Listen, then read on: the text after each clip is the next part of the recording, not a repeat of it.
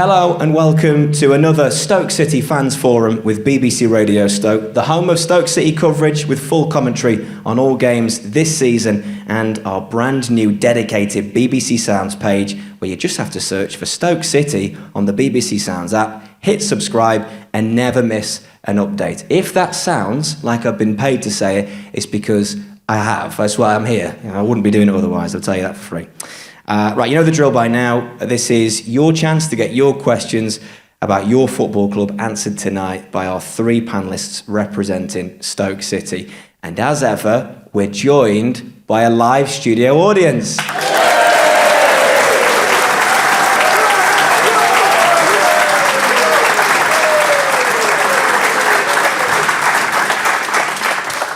Well done, everybody. So, please welcome to the stage Chair John Coates, Manager Mark Robbins, and Sporting Director John Walters.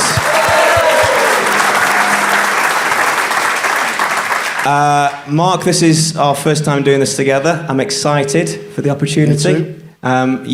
I think it's because you're here, but we've upgraded the microphones as well. So the last few years you've had Britney mics, you've now got adult mics. So behave yourselves and you get to keep them. Otherwise we go back to Britney Spears and looking like a pop three act. Okay, right, we're going to have questions from the panelists that have been sent into our Twitter page, and what we're going to do is go through as many as we can in the next hour. I'm going to start with a question that's been sent to all three panellists. This question's from Johnny, and I'll start with yourself, John Coates. What did you learn from last season? A question from Johnny. I think my biggest takeout was in terms of, I've spoken before about the progress we've made in terms of both the sporting side and the commercial side and all the improvements we've made. And I just learned very much that in order to just bring that together, I felt we needed an experienced builder of clubs as the first team manager, and hence Mark. And I believe we've got that now, and I think this season you'll start to see that come to fruition and what we've learned from that. Okay, Mark, yourself, what did you learn from last season? What a great football club it is. Also, the work that was going on before I came through John and John, and obviously with John Walter's team, the infrastructure's there. You know, there is a lot of work going on in terms of processes, and that's really important because then everybody understands where they're batting from. Everybody understands what's required. And you can work to those ends, and whilst there's a hell of a lot of work to do, you've got to have a starting point. It was more than a starting point, and John's really talented at that. And once you've got that in place, you cannot fail. You know that you just can't fail because everybody understands what's going on. And to bring an organisation this size together takes some doing and takes some talent, and that's what I learned off the field. On the field, we needed to improve. There's no doubt. But also from when I came in on the 1st of January to the end of the season, things had improved markedly on the pitch and with the players and what they were able to do. So look forward to more of that. And, we're aiming to do much, much better this season, clearly. John Walters, same question to you. What did you learn from last season? I think in my role, I don't think you ever stop learning. I think there's always obstacles and hurdles to overcome. I echo John in saying that having a builder of a football club and that stability in there is key. And I think what Mark just said, there's a lot of processes that are put in place, and I think that's key to a lot, whether it be a process for recruitment of staff, players, and what we really need as a football club. And then on the pitch as well, depth from a team, and having that. I think we struggled a lot last year with injuries and not having the available players, especially when Mark first came in. So yeah, there's always lessons on the pitch and off the pitch, but always about having good people around you and good people in the building. Okay, well, I'm going to stay with you for this one, John. This is a question from Tom, who says, what changes have been made during the closed season to try and get us into the top half of the league? I think not just in the closed season. I think it takes a lot of time when I first came in, go back 18 months when I first came in, I think the mentality and standards of what's expected of this football club to be able to get to where it needs to get to, it's not a quick fix. It takes a long time to change people's mentalities around. In the close season, we've made 7 signings. I think that's the biggest change we've probably seen in terms of the players. There's been new staff members and new academy manager, Gareth Owen, moving into a different role as those changes. But I think the main ones for us all are probably the players and the excitement of building for a new season and the type of play that's coming in. I think we look a lot stronger in multiple positions, and there's still more to come. Still more changes to come between now and the start of the season, hopefully in the end of the transfer window. What's the process been like since you first properly started the role as sporting director and up until now for you? How's that ever-changing sequence been? It's always changing because you want to change a lot straight away in terms of squad, in terms of players, in terms of you stamp on the building. A lot of things change over the course of time anyway. But you're within restrictions of what you can do and what you can't do, so you're slowly trying to build things and trying to change a dressing room round from the first time from 18 months ago to now. I think the dressing room's in a really good place. I think in terms of that, I think we feel really, really strong in terms of the character and profile of player that we have in to be able to compete in the Championship, but a Stoke City player almost. We know what we want here and what type of not so much technical talented player, but what type of player we want representing us as a city on the pitch. So yeah, a lot of that, and you learn a lot of that. So I think we're in a good place so far. But as I said, there's a little bit more to do. Mark, this one's from Pete, and Pete asks, who during the pre-season training has surprised you in a positive way, and has the impact of that been, and what has the impact of that been on planning for the new campaign? Thanks, Pete. I think that the honest answer is that everybody that trains and everybody that plays and everybody that's at the club at the moment impresses me anyway, because we ask them an awful lot, or to make an awful lot of decisions in tight spaces, in quick succession, in really tight areas, where they've got to make these decisions really quickly, and they've got to do that, and they've got to be brave to do that. So they impress me with that. When they go out in front of the supporters, in front of you, they obviously feel that support, which is why we say it's really important, because they need help with it. Because we're asking them to make a lot of decisions. There's another question probably going to come in a little while where this will be part of it, but they have that many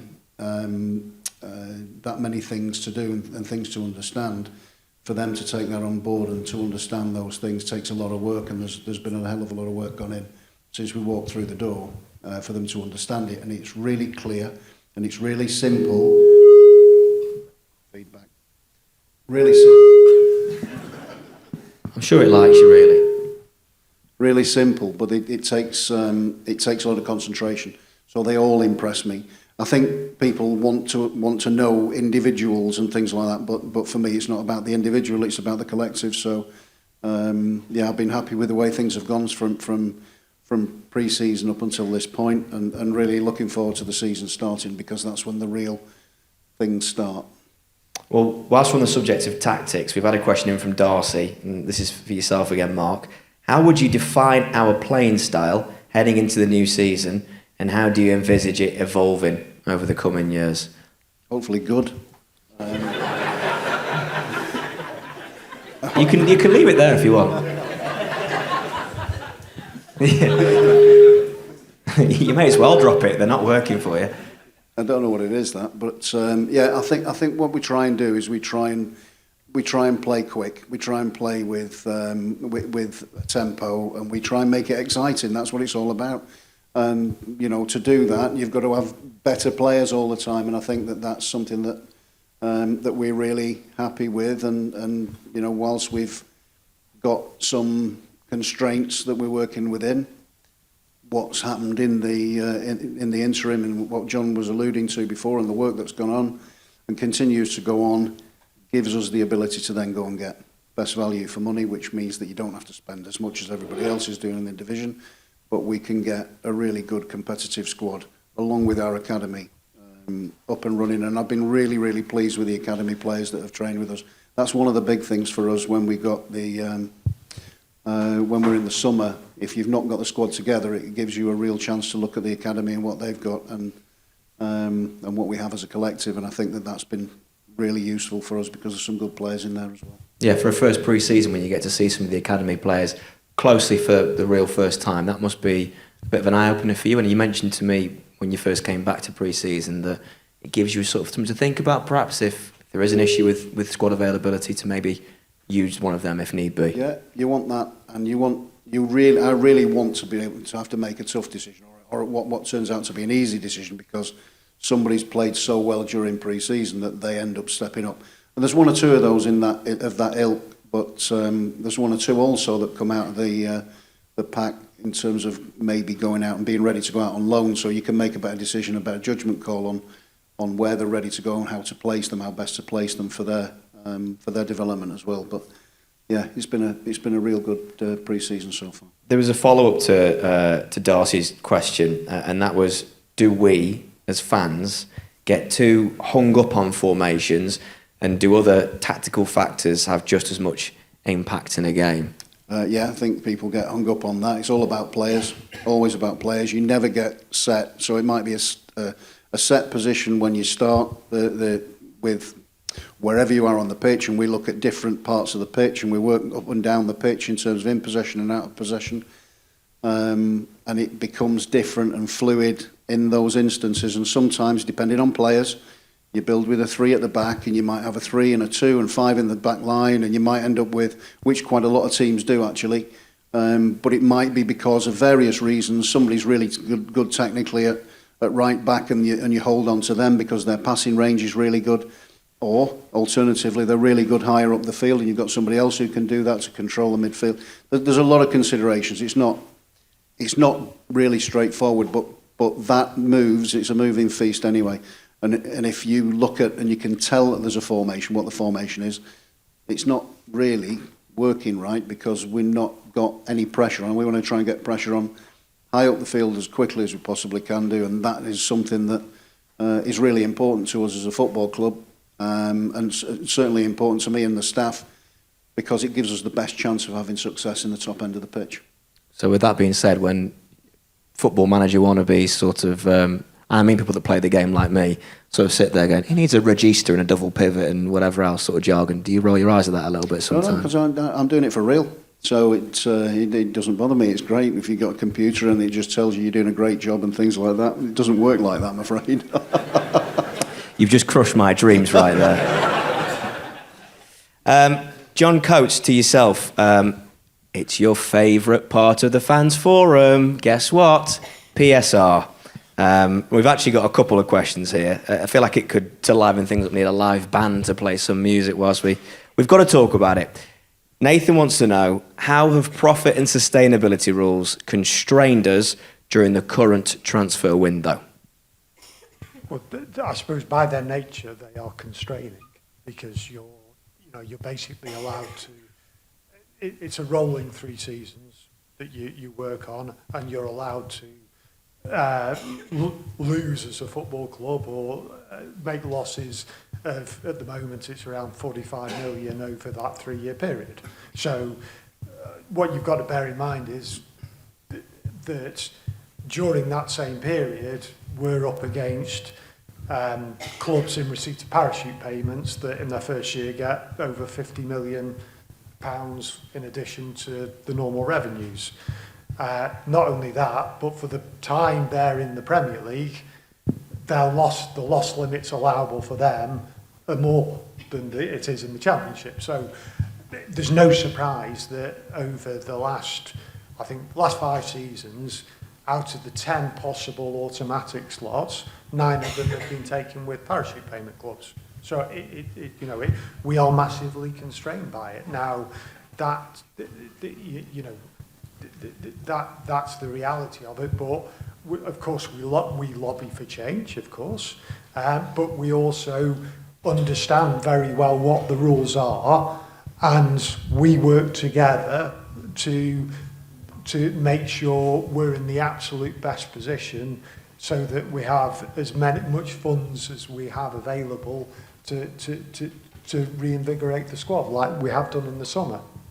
So does activity in previous windows then have a knock-on effect, and it has to be sort of planned ahead almost? Because it's a rolling 3 years. So literally what you have done 2 years ago, absolutely is if you've done something there, if you spent a lot of money there, you're gonna have to take it back here. Yeah, absolutely. So as a result of that, and maybe John, you may want to come into this as well afterwards, but are you almost having to sort of plan for this window, but as a result plan for the next few as well to ensure that you're not restrained in the next few years to the extent of you're ensuring your compliance. Yeah. You know, but of course, what you've got to, therefore, you are modelling. If we do something this window, we are modelling not just what it looks like in this year, but what it looks like next year and the year after that. And you have assumptions on what your wage bill is going to be, all your costs, all your revenues, etc. And you work out, you know, not only can you afford to do it now, but also what problems, if or not problems, it will give you further down the line, and how you're going to deal with that.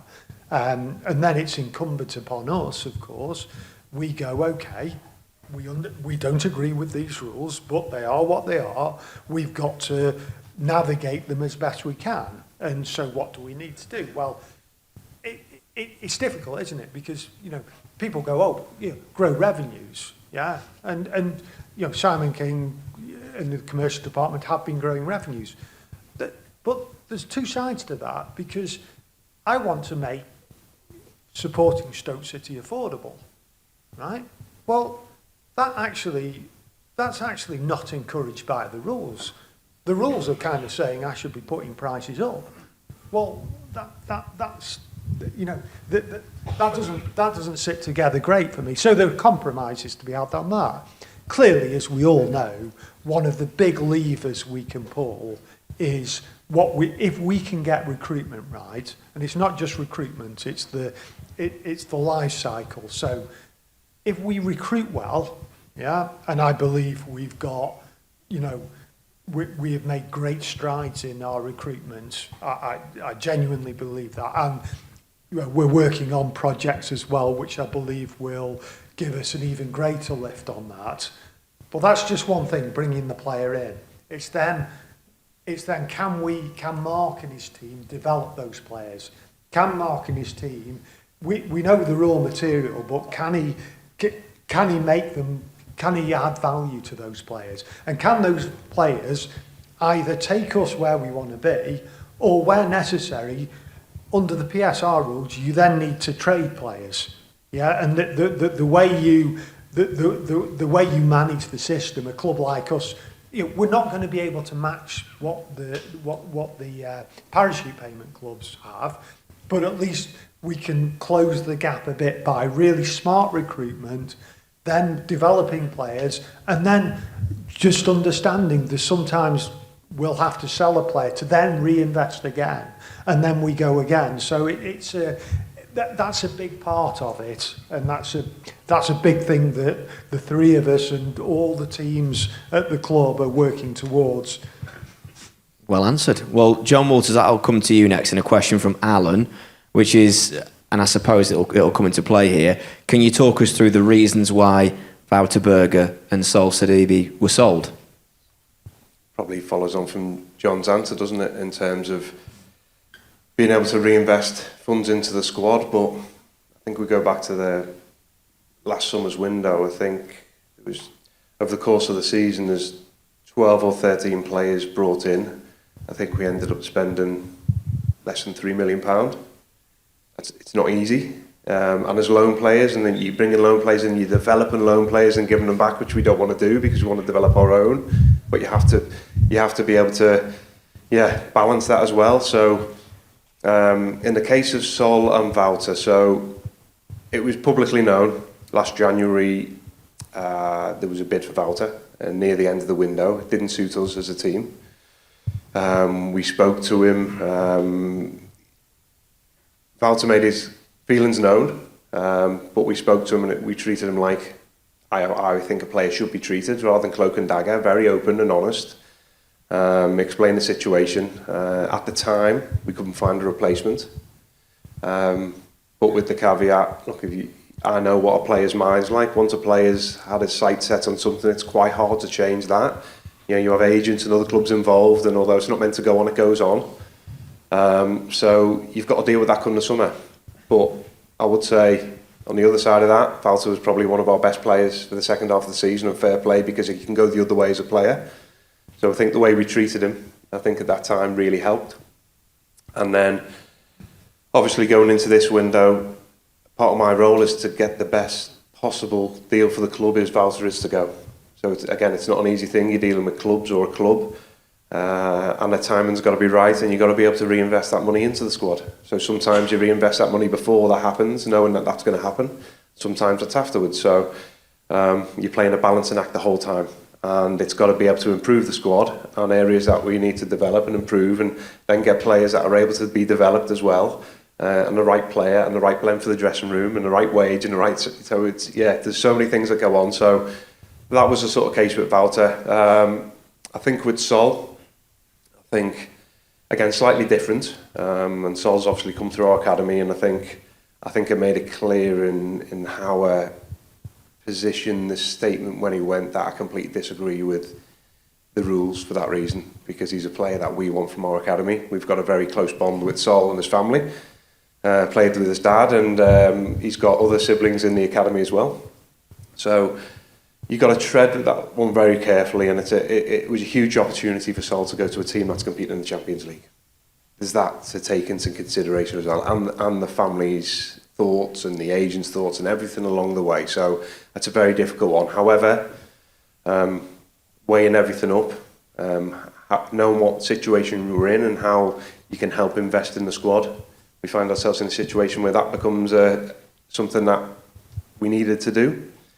I think that sort of answers it, doesn't it? Well, is that an advantage for you in the role, the fact you mentioned, obviously, you know what a player's mind is like, having been a player yourself, and I suppose that helps when you're dealing with whoever the player is when talking about their situations with them? Yeah, and I like to be very upfront and honest and straight with people. I don't like to mess people around, and you'll always get an honest, open answer from me. So, yes, but I don't think you need to be a player to understand that. I think I always say perception versus perspective. I think I'm able to put myself in the eyes of other people, whether that be a player, whether it be a staff member, rather than a perception of the situation. And people just think, oh, someone's being greedy, they want to go there. Sometimes it's opportunity, sometimes it's money, sometimes it's... I get it from a player's point of view, but I think I'm able to put myself in their shoes and see what they think. However, I still need to get the best thing for the football club and the owner and the manager. So there's a lot of balancing going on, and I think what's key to it is open communication the whole way along, being able to speak about it between ourselves the whole way along and the player and the agent to an extent, and try and get the best outcome for the football club, really, because you're trying to help fans understand part of it without throwing people under the bus or giving you too much, because again, that's not my style to be very honest sometimes about situations. So then, to throw someone under the bus, because that's not the right thing to do. It's not what I do either. Hello. I think it's difficult to be that open in those circumstances, though. You are honest. You do tell people everything that they need to know and everything, and be transparent and all of those things. But sometimes it's really difficult to do that, because it will be detrimental. So there's things that have got to stay within. But I think it's handled pretty well and really, really professionally. And with Wouter I saw when he left, he gave everybody a hug, because he knew that he'd given everything, and we'd been true to what he understood was going to potentially happen in the summer. But he was brilliant. And you don't want to lose your best players, and you don't want to lose your academy players, but sometimes it happens, and it has to happen, because then it gives you fresh impetus. It gives you fresh chance to improve the squad, to change the squad, to give it fresh blood, really. Well, whilst I got you, Mark, there was jump in. That comes back to the PSR rules. That is under these rules. you will have to sell players. That's not to say you then want to reinvest the money, but the rules are designed so you have to do that. And in particular, and this is completely wrong, but it's true, it has more of an effect to sell a player you've developed yourself than a player that you've bought. And that I know that sounds counterintuitive, but because how it works is it works on your profit. Yeah. Now, of course, with a player you've bought, it's what you sold for minus what the book value of that player, which is basically whatever you paid as a transfer fee written down, depending on what the depreciation is. Yeah. Clearly, an academy player has cost you nothing. Therefore, that's pure profit. So, that's why you see up and down the land. And you're seeing it in the Premier League. Academy developed players becoming valuable to trade people out of PSR issues, which should tell somebody that the rules are not right. But, yeah. Well, it actually takes me on nicely to yourself, Mark, which is a follow-up question to Alan's initial one to John about Wouter and Sol, which is in terms of developing players, selling them on, and then using that revenue to build success and a successful squad. You're renowned for having done that before. Then we can think of two obvious examples in your time at Coventry. So can you tell us the importance of getting that right and how you go about doing it effectively or have done previously? Well, the process is being put in place, and we're working through that. But I think ultimately you have a profile of player that you're looking for potentially, and it might just vary slightly between targets. But essentially, you're looking at what their attributes are and what the key attributes are. With Viktor Johansson, his key attributes were his power and his strength, and he had a lot of other things to learn, but he'd been to San Pauli on loan from Brighton, and he'd scored some goals, but he'd played off the left-hand side, and he always found that left-hand channel. His back-to-goal play wasn't brilliant, so his work was in tight areas, but also when we opened it up, it was about getting him in behind so he could make those runs that he ended up making so well, both for Coventry and for Porto.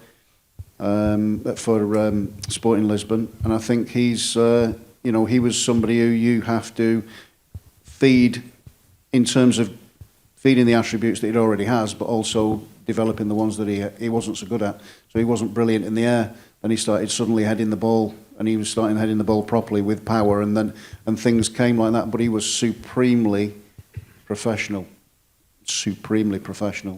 hated losing. Even in small-sided games or even in possession sessions and things like that, he just wanted to win everything.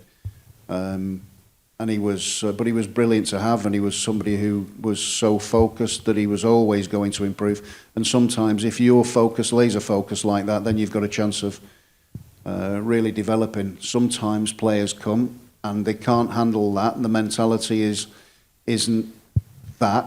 So it's a little bit sort of, they flip from one to the other, or one day they're really on it, and then the next day they're a little bit off it. It's really difficult to then take them through. So those are the things that we're trying to instill in the players. There are things that obviously you're trying to really drive forward, and that's one of them, because we need the focus of the players, the really, really good players, the talented players that we have.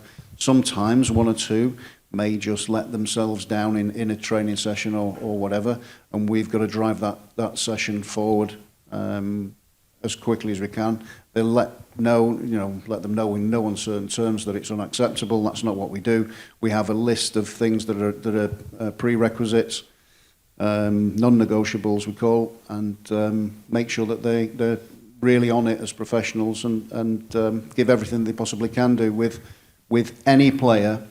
Attributes, and you're not going to get the finished article, unless we develop one through the academy, and we have to develop them. So it's the attributes that they've got, and really honing in on those talents, but also developing others.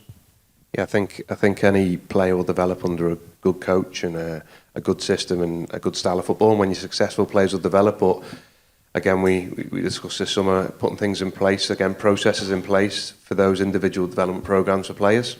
So each player will have their own coach that sits with them and goes through the clips, and what Mark said, there's non-negotiables players, and we hold them accountable to that as well. So if, we all agree to how we want to play and how we want to conduct ourselves, then when they don't, so they're held accountable for it, but they all agree to that before.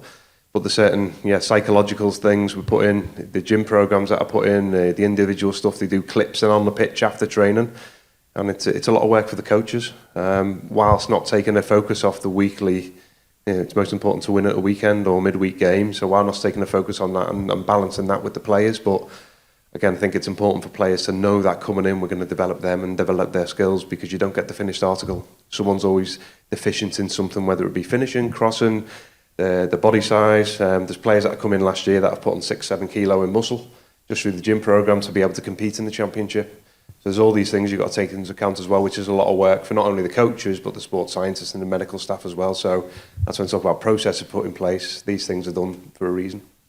Whilst we're still on transfers, Paul's sent a question in, and it's about the announcement of signing Ashley Phillips. In Paul's words, was brilliant because it came out of the blue and nobody knew about it. I was about to go home when that announcement came through, so I was delighted, but I was a bit miffed with you as well because your timing was awful. But it did surprise a lot of people. So what Paul wants to know, this is for yourself, John, do you get frustrated about transfer speculation and the rumour mill and these ITKs on Twitter that claim to know what you have for breakfast? Yeah, Ashley Phillips was a brilliant one. We loved that one because it was so quiet. Nod to a few at the back there. We loved it but you're dealing with a club that it's not in their interest for that to get out because they know we've dealt with them before. And it's quiet, so you're not dealing with an agent or club that has it in the best interest to share that with everyone else, because usually when it gets out there, it's for a reason. It's an agent or a club trying to drive the price up of their player. Yeah, a lot of speculation. I've said it plenty of times, the vast majority of it is untrue. And people get hung up on, we're signing this player, we're signing that player at the training ground. The in the know, yeah, it can kill a transfer as well, just so you know. We've said it before, we've said it to staff. Look, if anyone was to come in and it gets out, not only are you risking the transfer, but you're risking yourself. Because if that gets out and it kills the transfer, it can kill us all as a club. And we don't want that. So there's that confidentiality we need to have in place at the club. And a lot of people work very hard on the transfer, and it doesn't just happen in a week. The players we brought in happen over a number of months. And going back to January, a lot of players are worked on for the summer window. But Ash, we didn't think we were getting back. I thought he'd go to a Premier League club or European club, to be perfectly honest. And the way it just worked, constant contact with his agent, the club himself, and then I suppose a big nod to everything we do at the club, from the facilities to loan clubs wanting to send us players, because we had the most minutes used last year. They know how they go back develop through the programs we put in place for them. The care we give them off the pitch, on the pitch, the liaison officer we do, everything we do, we really look after a player. So we got that to take into account. But what was probably prevalent in Ash's one was a nod to the supporters and how he felt when he was here, and he felt really part of something, and that was a huge part of him coming back, a huge part. So that goes to show how important you guys are in this as well, and how when a player comes here and he feels so welcomed, because I'm telling you, every single club in this league wanted him. So for him to come back here, yeah, it says a lot. Oh, brilliant. Right, I'm going to come to yourself now, Mark. A couple of questions for you. Firstly, from Rob, says, our squads in recent seasons, and obviously before you were here, have struggled with fluency in decision-making in the final third. So to you, Mark, why do you believe this squad is going to be different? Okay, yep. If you'd have asked me that question before training today, I'd have just said, yeah, it would be brilliant this season, but today's training was rubbish, so I'm going to reserve judgment. So I think a lot of that fluency is down to confidence, it's down to young players, it's down to the positions that those young players were playing in. You know, we've had really, really top players. People are going to go on to be top players like Liam Delap. You know, for instance, sometimes we'll get them a little bit soon. They'll need a little bit more time to develop. Then playing games, but also the training sessions and feeling comfortable in their own skins in this environment, in the Championship environment. So, it's been. It's an interesting process, but the processes, you go back to processes and how you coach and how you train, and the coaches that we've got, I mean, Nev and James Rowbury and Ryan Shawcross, absolutely fantastic people, fantastic coaches, really, really talented. They get absolutely everything that they need, and they can't fail but improve. And we've recruited to try and improve that. Even though we've got young players, the young players with a different profile and players that are, I mean, they're really hungry. I mean, Divine is so hungry. He's raw, but he's so hungry. He's desperate to do well. He needs. I mean, some of his movements are absolutely outstanding. Some of them are just a bit off time, and that's the key to things. It's just the timing. It's just that little bit of timing. So the repetition is really important until they twig and understand why and when they're making those movements. And the same for Bosnick. He makes some movements and it's brilliant, and then sometimes it's a little bit different, but we've still got to do a load of work. He's only been in for a week, so we've still got to do some work with them. But that's the work that you've got to do throughout the season, and those are the things that we are working with, and that goes to all the things that we've been talking about. So the financial situations, where we are, the players that we're signing, that the types of players that we attract are getting better and better all the time, and things will that will improve. But the work that they're getting and the players that they are will mean that it'll be better. This next question is to Mark, from Mark. You've written this for yourself, have you? It depends. I doubt it if this is... Okay. What is your approach to substitutions? Just make them up. Okay, moving on. No. Mark, not Robbins, wants to know, do you have them in mind before kick-off, or is it as flexible as just deciding in the heat of the moment? Right. And how do you decide upon the right time to make them? So I can have something in mind, and within the first 5 minutes I get 2 send-ins off, or there's an injury and a sending off, and I've had to make 2 substitutions, and I've had to do it on 2 separate occasions, and then I've only got 1 occasion to do 3 other substitutes, which means that I've got to do 3 substitutes at one time, or if it's in the first half, I've got half time to consider making a change, because they don't count that as an instance of a substitution. So players, personnel, where it is, what's the state of the game, are we in the ascendancy? If I make a change, can that change the way that the flow of the game? Sometimes it can, sometimes it can't.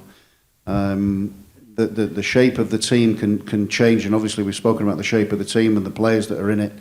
But ultimately, you're looking for players that are really hungry, with a desire to run and a desire to score goals and a desire to fight, and those are key attributes. And that's where, if you've got that and somebody tires, then I can make a change on the back of that. There's so many considerations. Honestly, it's just, I can have things in mind, and I do. But ultimately, the best laid plans and all that, there's something happening in the game, and I'll change. And if I make one change, it'll change the dynamic of everything. So it's not as easy as that. It's not as easy as just going, right, I've got these 5 substitutes, and I can make that change, and I'm going to give them every chance to do it, because the game will dictate what I do. Last one for now, and then I'll take a quick breather. Katie wants to know, can you tell us who the club captain is for 2025-2026, and who will wear the armband against Derby County on Saturday? No and no.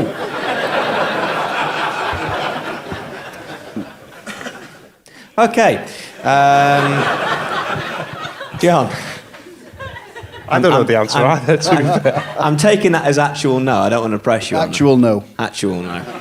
Such a dry sense of humour. Sorry, I can't Katie. tell sometimes. Yeah. But thanks for your question, Katie. Is that... Thanks, Katie. Thanks very much indeed. Thank you. Yeah.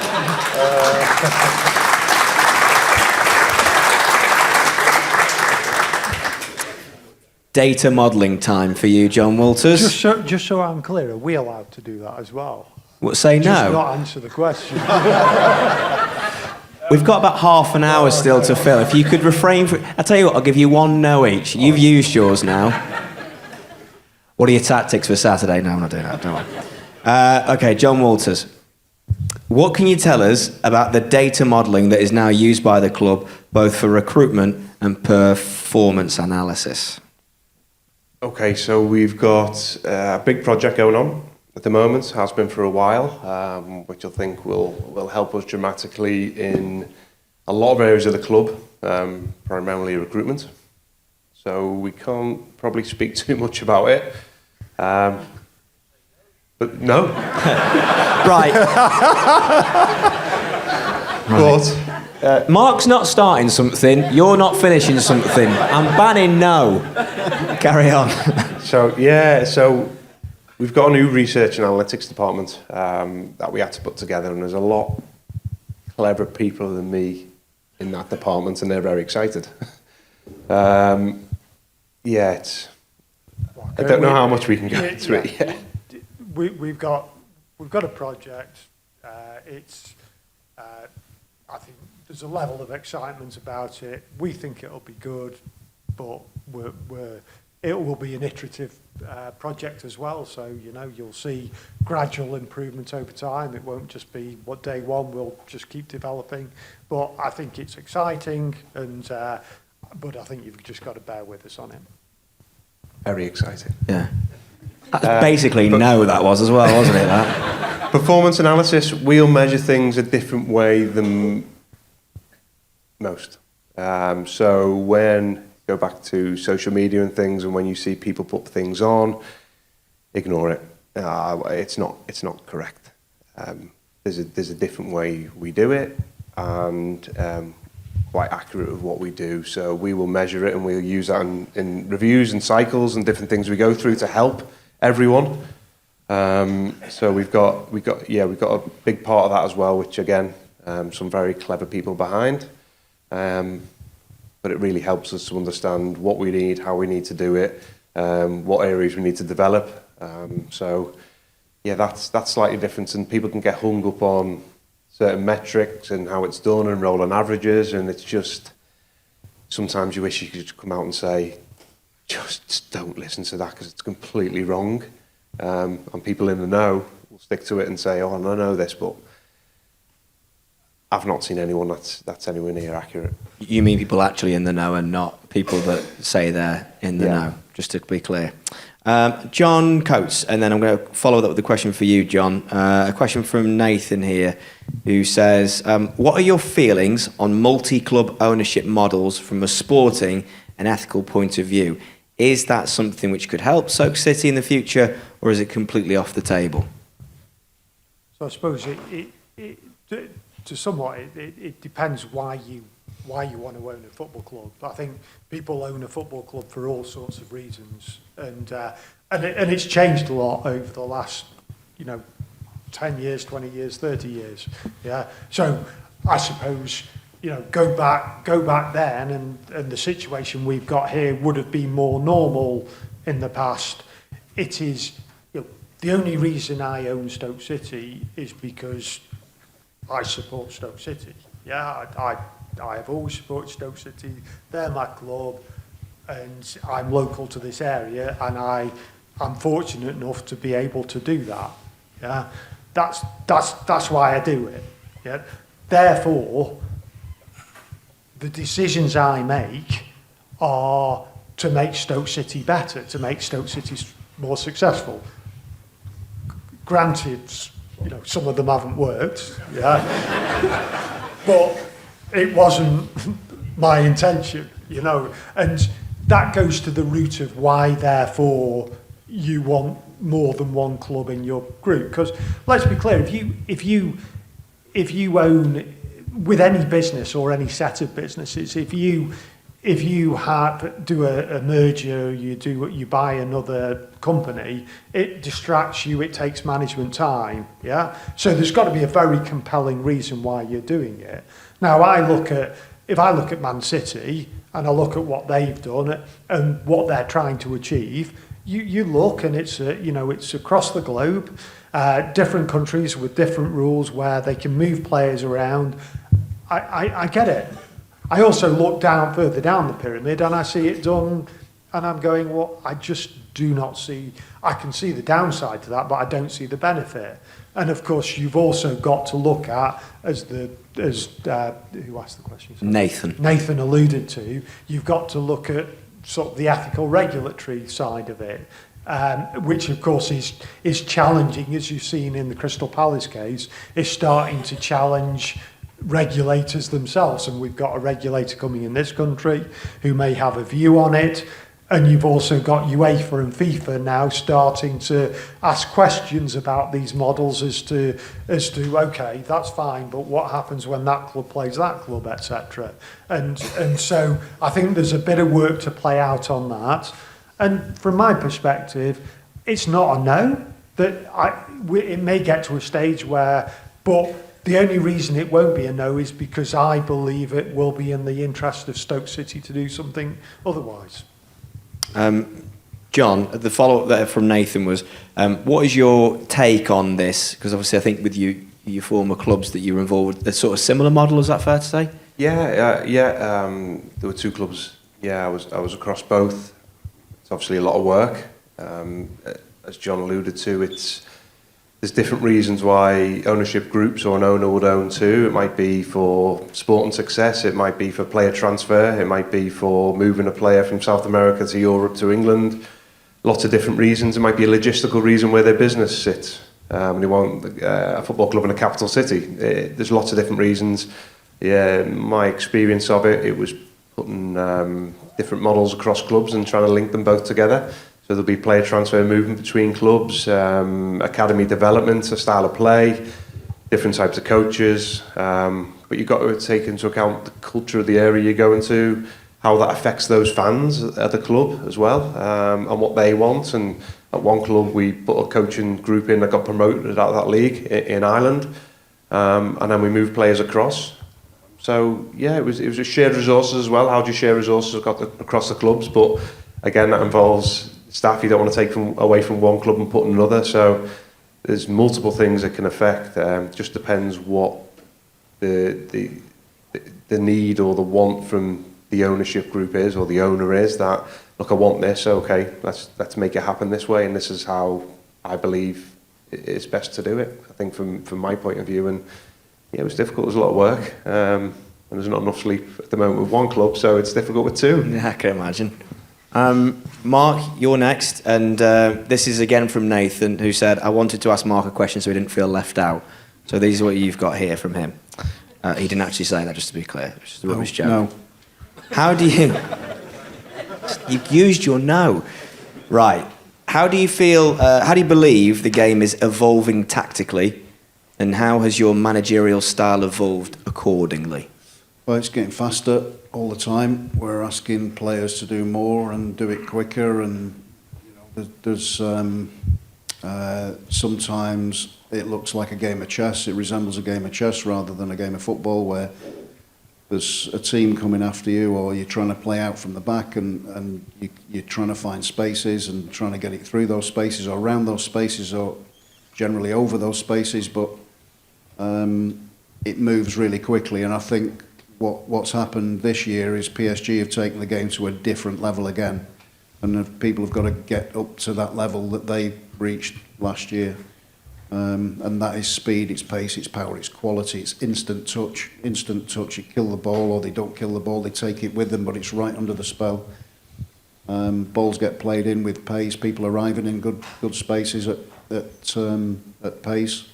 I think the speed of the game is something that's developed greatly, and then obviously tactically against that, it's really difficult if you've not got the resources against it, because you saw Liverpool playing against Liverpool are a top team, top team, and they got beaten by them. Aston Villa got beaten by them, but only just, and then obviously in the final they went on and won 5-0. So, but that performance would just took the game to a different level for me, and I thought they were outstanding. I think Barcelona of a few years ago under Pep, I thought they were the best team that I'd seen play, with the way that they play, because they have a different philosophy, a different way of find the space, the ball will find you, that type of thing. But this was really impressive. The PSG was really impressive, and that for me is how it's changed. And then you've got to try and adapt to cope with it. and to try and develop your own style, but with the players that you have at your disposal. So are you watching? I mean, this actually, are you watching sort of the top level teams play, and you're seeing how that will then trickle down into Championship and such. You obviously do that, anyway, because you're always looking at things and where that might fit with your team or with the players that you have. But again, it's all about the players that you've got and what those attributes are that they have. So you're trying to develop that all the time, and that's part of what we've been speaking about.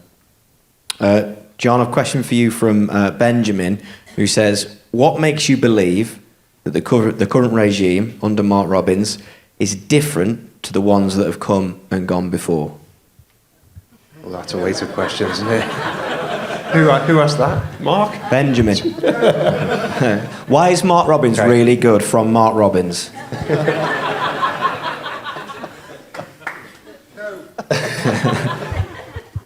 I like PSG's kickoff, by the way. I like that, yeah, just to talk about the tactics. What John touched upon before, the stability of what Mark brings. I'll bring in a couple of answers from previously. What we measure from a data point of view, we know when Mark left Coventry, he was one of the best performing managers in the league when he left Coventry at the time. Sacked. I was sacked. Left. Yeah, I didn't want to say that, yeah. But we Their loss is our gain. No, but there's a serious point. Yeah. So The data wasn't suggesting that. No.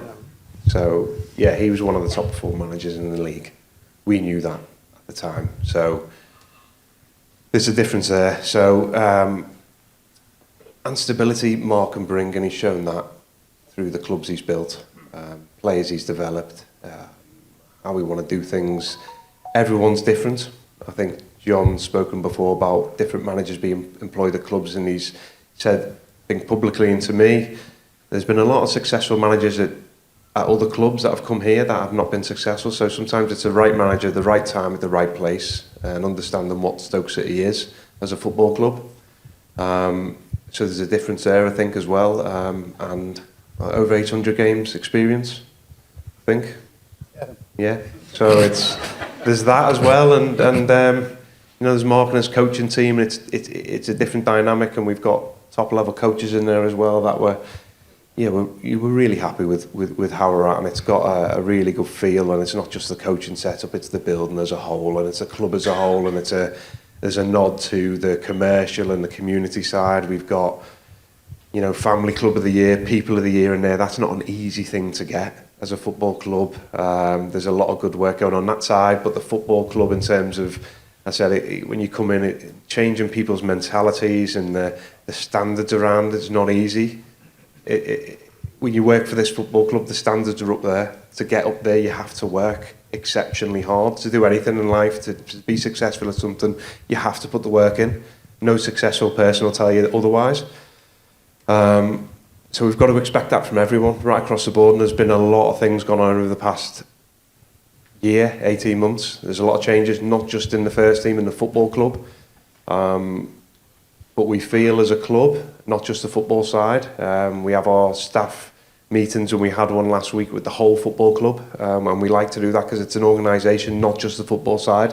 We need to be aligned right across from John to myself to Mark to the players to the fans to the commercial side of the club, and I feel we're there, we're nearly there. I'll add into that there'll probably be a few more additions in the transfer market between now and then. That'll help with that as well, because we want to be able to give the coaching team and Mark every chance of success on the pitch as well. And we have an owner that really, really backs that and pushes it to the limits every year. And again, you can't explain everything, every decision, every transfer, every reason why things happen, what you spend, what you can't spend, all the things that maybe you don't know behind the scenes. I think we're in a good place, I feel. And again, from an answer before, I'm honest and straight, and I'll be upfront and honest. Yeah, I can't throw things under the bus at the same time. John, I've got a question for you here. From a John, I'm assuming, again, not you, William and Richard. So obviously it's a question that people want to know. It's about oatcakes. It's not. What would constitute a successful season in 2025, 2026 for you as the chair? Well, you know, as everybody knows in this room, since we came down, we haven't finished above 14th, so it would be a good start to finish above 14th.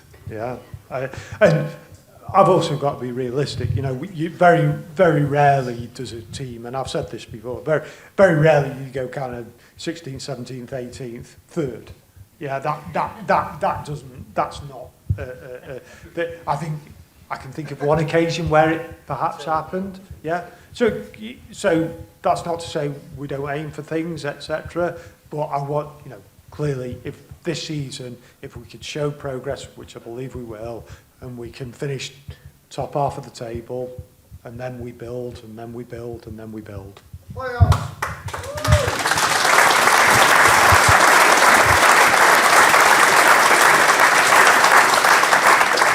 They've gone early there because I've got another question for you, but that was we could have wrapped up in that moment. Callum wants to know, and I guess this is a good continuation on from where you've just gone in terms of realism, but where do you realistically think the club can get to over the next 5 years? Did I not answer that? Yeah, you did.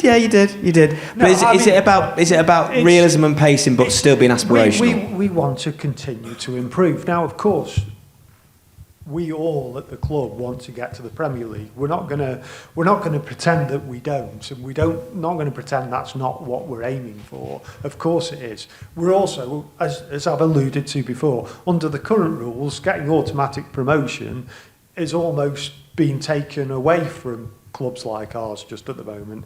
Now, there's a new regulator coming in, that could change, etc. But what we do want to be doing is challenging at that end of the table, you know. So if I was sat here in 5 years' time, and we were over those seasons constantly hitting the playoffs or challenging for the playoffs, would I see that as a form of success? Yes, I would. Yeah, but yeah, what I really want is to get us into the Premier League. That's where you clap as well, by the way. Yeah.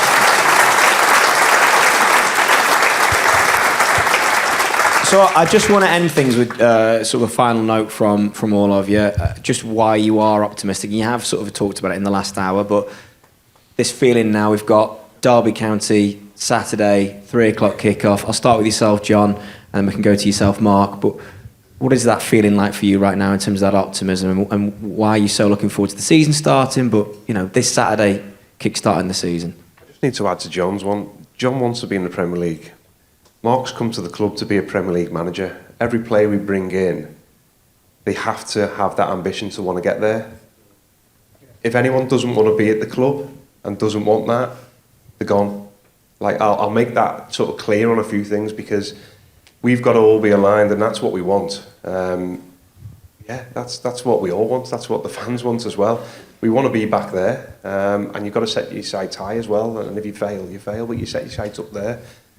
That's my first, but optimism, I think, yeah. We won't fail, because everything that you put together, if it's a clear picture, a clear plan, and it's done properly, which it is, over time, you will succeed. There's no way that we can fail. So, you know, 100% it's going to take time. It's going to take really good decision making, but ultimately we'll get where we want to get to. Well, think ahead, yeah.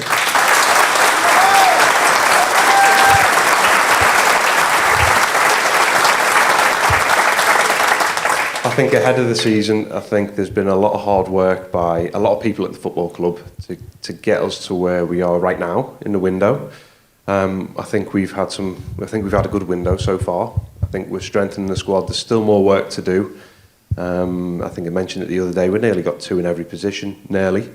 But there's still areas we know we need to improve and need to strengthen, and we will. And hopefully there's a few more surprises between now and the end of the window.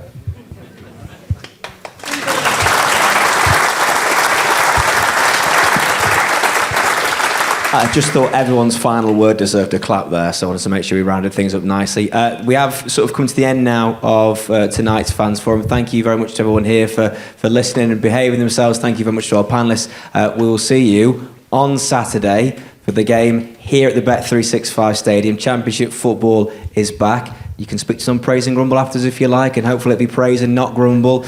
In the meantime, though, could I please get you all to do a big round of applause for our 3 panellists, John Coates, Mark Robbins, John Walters,